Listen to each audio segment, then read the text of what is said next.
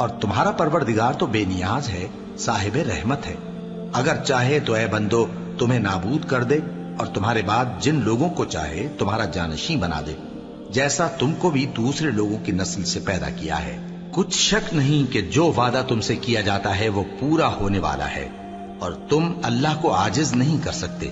کہہ دو کہ لوگو تم اپنی جگہ عمل کیے جاؤ، میں اپنی جگہ عمل کیے جاتا ہوں، ان قریب تم کو معلوم ہو جائے گا کہ آخرت میں بہشت کس کا گھر ہوگا۔ کچھ شک نہیں کہ مشرک کامیاب نہیں ہوں گے، اور یہ لوگ اللہ ہی کی پیدا کی ہوئی چیزوں یعنی کھیتی اور مویشیوں میں اللہ کا بھی ایک حصہ مقرر کرتے ہیں، اور اپنے خیال باطل سے کہتے ہیں کہ یہ حصہ تو اللہ کا اور یہ ہمارے شریکوں یعنی بتوں کا۔ تو جو حصہ ان کے شریکوں کا ہوتا ہے وہ تو اللہ کی طرف نہیں جا سکتا، اور جو حصہ اللہ کا ہوتا ہے وہ ان کے شریکوں کی طرف جا سکتا ہے۔ کیا برا حکم لگاتے ہیں؟ اسی طرح بہت سے مشرکوں کو ان کے شریکوں یعنی شیطانوں نے ان کے بچوں کو جان سے مار ڈالنا اچھا کر دکھایا ہے، تاکہ انہیں ہلاکت میں ڈال دیں اور ان کے دین کو ان پر خلط ملط کر دیں، اور اگر اللہ چاہتا تو وہ ایسا نہ کرتے۔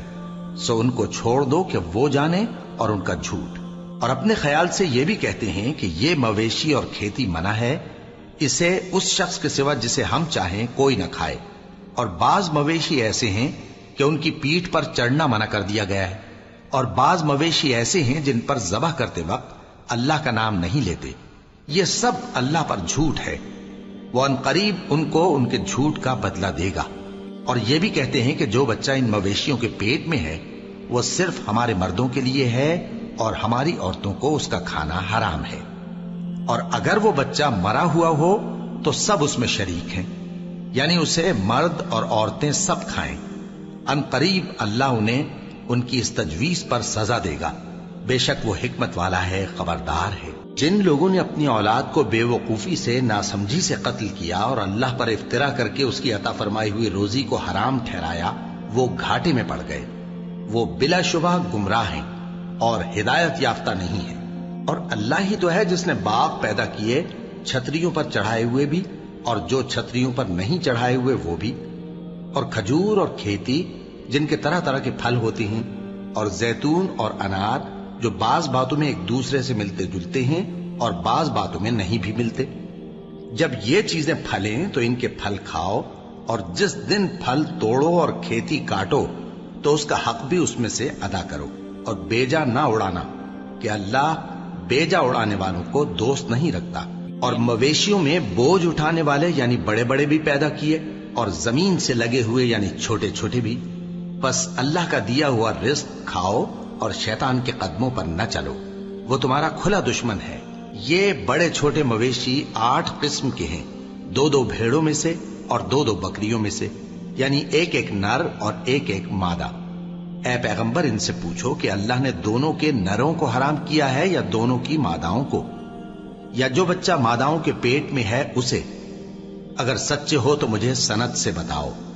اور 2 اونٹوں میں سے اور 2 گایوں میں سے، ان کے بارے میں بھی ان سے پوچھو کہ اللہ نے دونوں کے نروں کو حرام کیا ہے یا دونوں کی ماداؤں کو، یا جو بچہ ماداؤں کے پیٹ میں ہے اس کو؟ بھلا جس وقت اللہ نے تم کو اس کا حکم دیا تھا تم اس وقت موجود تھے؟ اب اس شخص سے زیادہ کون ظالم ہے جو اللہ پر جھوٹ باندھے تاکہ بے جانے بوجھے لوگوں کو گمراہ کرے۔ کچھ شک نہیں کہ اللہ ظالم لوگوں کو ہدایت نہیں دیتا۔ کہو کہ جو احکام مجھ پر نازل ہوئے ہیں میں ان میں کوئی چیز جسے کھانے والا کھائے حرام نہیں پاتا، بجز اس کے کہ وہ مرا ہوا جانور ہو یا بہتا لہو یا سور کا گوشت، کہ یہ سب ناپاک ہیں، یا کوئی گناہ کی چیز ہو کہ اس پر اللہ کے سوا کسی اور کا نام لیا گیا ہو۔ اور اگر کوئی مجبور ہو جائے لیکن نہ تو نافرمانی کرے اور نہ حد سے باہر نکل جائے تو تمہارا پروردگار بخشنے والا ہے، مہربان ہے۔ اور یہودیوں پر ہم نے سب ناخن والے جانور حرام کر دیے تھے، اور گایوں اور بھیڑ بکریوں سے ان کی چربی ان پر حرام کر دی تھی، سوائے اس کے جو ان کی پیٹھ پر لگی ہو یا آنتوں میں لگی ہو یا ہڈی سے ملی ہو۔ یہ سزا ہم نے ان کو ان کی شرارت کے سبب دی تھی، اور ہم یقیناً سچ کہنے والے ہیں۔